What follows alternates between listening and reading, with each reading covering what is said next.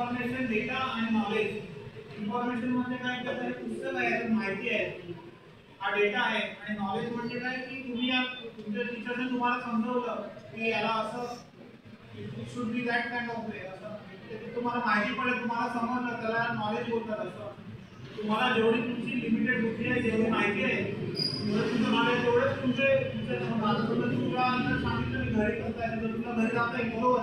कारण तुला माहिती की माझ्या घराचा रस्ता इकडनं असं जायचं, लेफ्ट मग राईट जायचं, मग पहिल्या माळावर तुझं घर आहे, बरोबर आहे. तर तुला माहितीच नाही की वर्ल्ड किती मोठं आहे असं. त्याच्यामुळे मेंटरशिप आणि काउन्सिलिंग इज इम्पॉर्टंट आहे असं.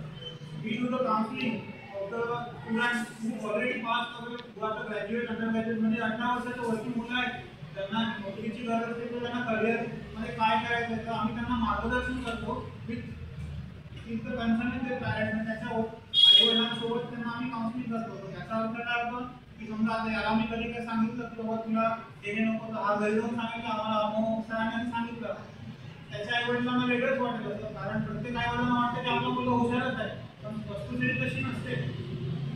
तुम्हाला जे पण तुमचं स्वप्न आहे तर ते तुम्हाला एक बेंचमार्क डिसाईड करावं लागेल की बाबा यासाठी मला काय करावं लागेल. आता समजा प्रोड्युसर म्हणतोय, तो जर म्हणतोय मला मेकॅनिकल इंजिनियर बनायचं आहे, किंवा एखादा सिंपल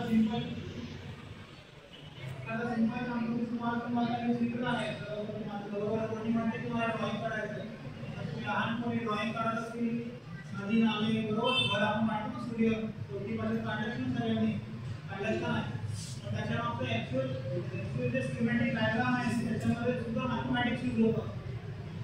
ते तुम्हाला कळणार नाही. तुम्हाला त्या भविष्यामध्ये तुम्हाला जे बनायचं आहे त्याच्यामध्ये थोडी थोडी माहिती त्या क्षेत्रातल्या लोकांशी तुम्ही बोललं पाहिजे. आता मी माझं एक्सपिरियन्स सांगायला, मेकॅनिकल इंजिनियर नंतर मी कंपनीत काम केले, तर आम्ही स्वतः ॲज अ फिटरपासून काम केलं. फिटर